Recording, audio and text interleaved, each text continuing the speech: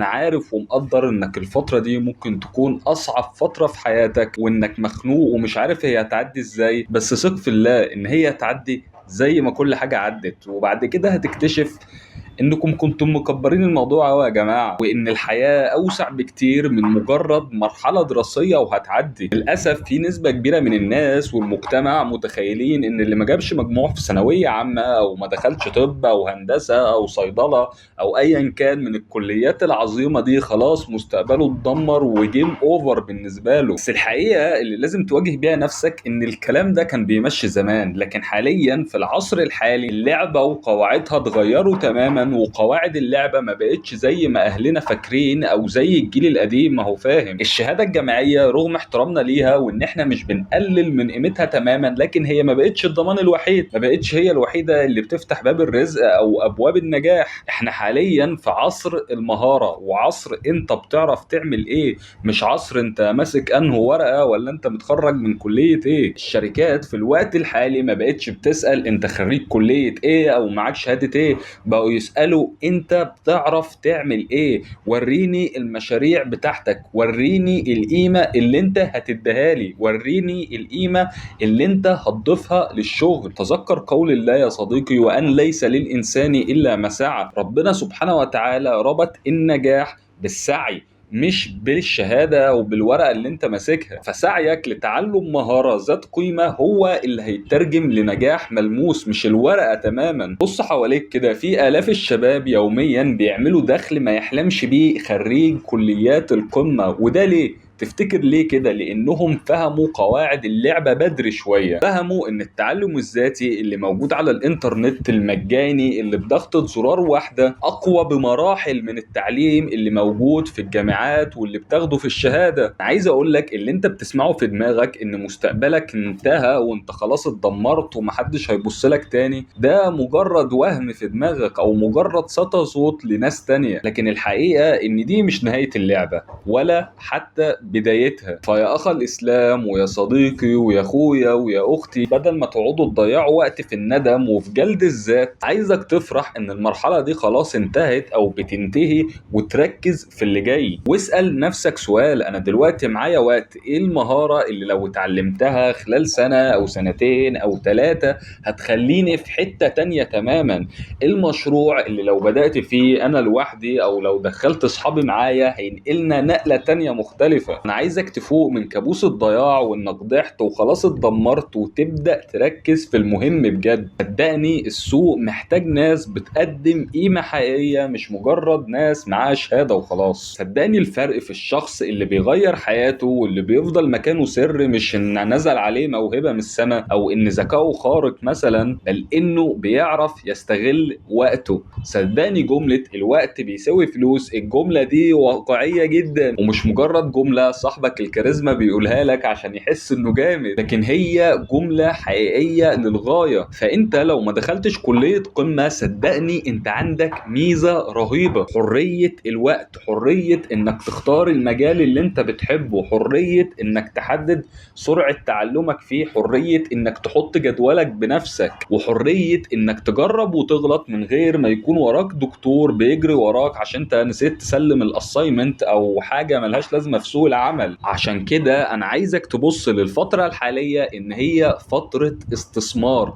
مش فترة انتظار تماما. فانت ابعد تماما عن الناس اللي بتصدر ليك احباط، وابدأ بص على المهارات اللي عليها طلب في السوق المحلي والسوق العالمي. وانت مش محتاج تكون خبير في يوم وليلة، انت بس ابدأ بالاساسيات. انا عايزك بس تخصص 3 أو 4 ساعات في اليوم لمذاكرة المهارة اللي انت اخترتها وتستمر عليهم. واربط ده وبين اللي قلناه في الاول: انت لما تتعلم مهارة وتبدأ تطلع منها دخل، ده هيكسر عندك عقدة انك شخص فاشل. خد اخوك كمثال: انا في الثانوية العامة جبت مجموع مغزي للغاية، جبت تقريبا 62%، وكنت حاسس نتيجة الضغط الاجتماعي اللي عليا والصورة اللي متصدرة لي ان انا شخص فاشل خالص، وان انا ملياش رجا، وان انا خلاص مستقبلي اتدمر. لكن يا اخويا، مع اول دولار هتدخله واول فلوس هتمسكها تمسكها في ايدك من المهارة اللي اتعلمتها، الدنيا هتتحول تماما. فانت او انت توكلوا على الله، وافتكر الآية الكريمة اللي بتقول ومن يتوكل على الله فهو حسبه. حسبه للناس اللي مش عارفة يعني كفيه، يعني ربنا كفاية بالنسبة له. يعني انت بس استعن بربنا واصدق معاه في انك متذلل ليه وبتتوكل عليه، وقول له يا رب انا محتاجك اعني، وخد بالاسباب وهو سبحانه وتعالى هيكفيك. انا عارف ان انت جزء كبير من همك وحزنك هو اهلك، وانك حاسس انك خذلتهم،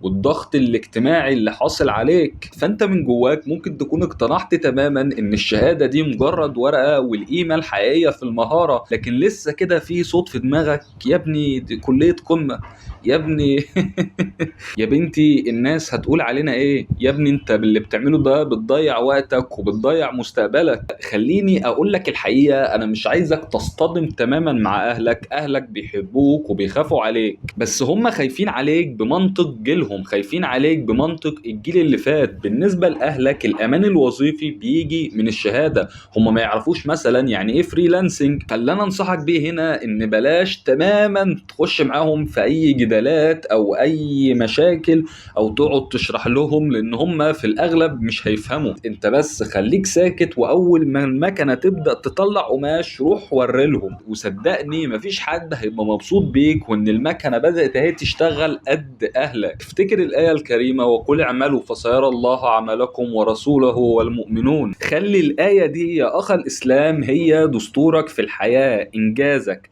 شغلك، العمل الملموس اللي انت بتقدمه هو اللي بيثبت نفسك للناس، وهو اللي يخلي الناس قبل ربنا سبحانه وتعالى يدولك قيمة حقيقية. لما تبدأ أول مشروع أو تتعلم مهارة وتبدأ تدخل منها عائد، هتلاقي لغة الحوار مع أهلك اتغيرت من خوف عليك لاحترام، لأنك حولت الكلام لنتائج ملموسة. الضغط الاجتماعي اللي حصل عليك دلوقتي من أهلك هو في الحقيقة اختبار لصدق سعيك. فبدل ما تخلي الضغط اللي حصل عليك من أهلك يوقفك، لا انت اعملهم بالإحسان وبالصبر، واحفر في الصخر واشتغل بجد. النبي صلى الله عليه وسلم في الحديث الشريف بيقول إن الله يحب إذا عمل أحدكم عملا أن يتقنه. ودي نقطة والنبي ركز معايا فيها. لو انت اتعلمت مهارة أو فتحت مشروع أو أيا كان، ضروري تقدم قيمة للناس اللي انت هتشتغل معاهم واللي هيدوك فلوس قصادها. في ناس لما تيجي تتعلم مهارة أو تفتح مشروع تلاقيهم بيهنبقوا كده ويلا أي حاجة وبتاع، ويلا أنا عايز أبدأ شغل، ويستغربوا بعد كده إن ربنا مش موسع عليهم أو إن ربنا مش بيبعت لهم شغل أو فلوس، فيبدأ يزعل ويحبط. لكن في الحقيقة دي رحمة من ربنا سبحانه وتعالى، لأن ربنا لو بعت لك شغل وناس أنت تشتغل معاهم وادوك فلوس قصاد الشغل ده، وفي نفس الوقت أنت هنبقت كده الشغل وما اديتهمش قيمة حقيقية، فالفلوس اللي حضرتك خدتها دي فلوس حرام، او في احسن الاحوال فيها شبهة. فاحنا يا جماعة احنا مش زي الغربيين. ربنا سبحانه وتعالى الرزاق اللي بيتحكم في رزقنا كلنا حط قواعد ربانية للرزق، ومن اهم القواعد دي ومن يتق الله يجعل له مخرجا ويرزقه من حيث لا يحتسب. فالشخص اللي بيتقي ربنا وبيقدم قيمة حقيقية قصاد الفلوس اللي بياخدها، ربنا هيرزقه، وهو مش هيبقى عارف الرزق جاي منين اصلا. فانت ابعد عن الهنبقة وقدم قيمة حقيقية. والحتة دي بالذات في المصريين، لان احنا المصريين يعني معروفين بالفهلوة وبتاع. طيب انت هنا ممكن تكون بتقولي دلوقتي كل الكلام ده على راسي وده كلام جميل جدا، لكن انا اصلا مش عارف انا عايز ايه، الطريق مضلم قدامي وانا مش عارف حاجة خالص. خليني اقول لك ان هنا بقى بالذات بيجي الاختبار الحقيقي لثباتك. طبيعي جدا تمر بالمرحلة دي، كلنا مرينا بالمرحلة دي. طبيعي جدا تمر بالبرن اوت والاحتراق. صدقني كلنا لغاية دلوقتي بيجيلنا لحظات بنحس فيها ان الموضوع صعب جدا وان احنا مش قدها. لكن خلينا افكرك وافكر نفسي ان طريق النجاح مش خط مستقيم. طريق النجاح مليان طلعات ونزلات، والشخص اللي بيوصل مش اللي بيمشي في الطريق السهل او الطريق الاكثر استقامة او الاكثر سهولة. الشخص الناجح هو الشخص الاكثر صبرا. خلينا اقول لك المشكلة اللي عندك في النقطة دي ايه. المشكلة اللي عندك ان انت بتقارن بداية بداياتك بنهايات الناس التانية، بتقارن بداياتك او انت في الوقت الحالي بناس شغالة بقالها سنين. انت شايف نجاح شخص معين على السوشيال ميديا او شخص معين في حياتك انت شايفه، لكن انت ما شفتش آلاف الساعات من الإحباط اللي هو مر بيها. فبلاش تخلي الشيطان يا صديقي يحبطك ويحط عليك، وطور من نفسك كل يوم ولو بنسبة 1%. وخليك عارف ان التطويرات الصغيرة دي هي اللي بتعمل فرق عظيم في الاخر. وخليني اقول لك حاجة، وانت ماشي على الطريق الوعر ده او المظلم او اللي انت ما انتش عارفه كويس، انت هنا هتطور مهارة قوية جدا، هتطور مهارة التناحة. والحقيقة ان التناحة واحدة من اهم المهارات اللي انت هتتعلمها في حياتك. ان انت ما تحلش، ان انت لو حطيت حاجة في دماغك انا هوصل لها يعني هوصل لها. فاكر يا صديقي ربنا سبحانه وتعالى لما كان بيقول لسيدنا موسى واصطنعتك لنفسي؟ يعني ايه واصطنعتك لنفسي؟ يعني ربنا سبحانه وتعالى كان بيحط سيدنا موسى في مواقف واختبارات وصعوبات عشان يثقله، عشان يعني ايه يطلع شخصية قوية جدا صنعت التاريخ. هل ربنا سبحانه وتعالى ما يقدرش يديك الحاجة اللي انت عايزها دي على طول كده مرة واحدة من غير تعب ولا اي مجهود؟ اكيد يقدر، بس فين الحكمة في الموضوع؟ الحكمة ان انت عندك الحديد عشان يطلع معانا بالشكل اللي احنا عايزينه، زي السيف او الفاس او ايا كان، لازم نقعد نضربه وهو سخن عشان نعيد تشكيله بالشكل اللي احنا عايزينه. يا صديقي ثق في الله، وثق في اختباراته، وثق في الطريق اللي هو عايزك تمشي فيه. وخليك فاكر الكلمة دي ويا ريت تعلقها وتكتبها عندك في الحيطة: الأهم من إنك توصل إنك تفضل ماشي، إنك تفضل ماشي، إنك تفضل ماشي. لازم تبقى عارف إن السنين الجاية اللي بعد الثانوية هي أهم سنين في حياتك.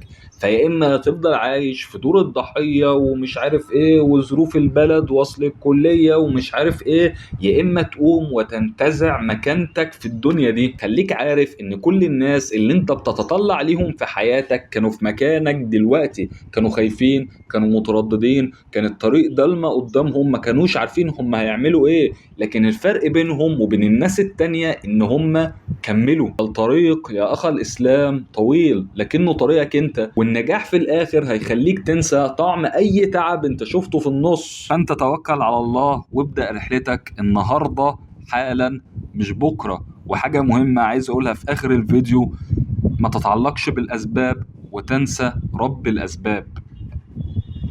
والسلام.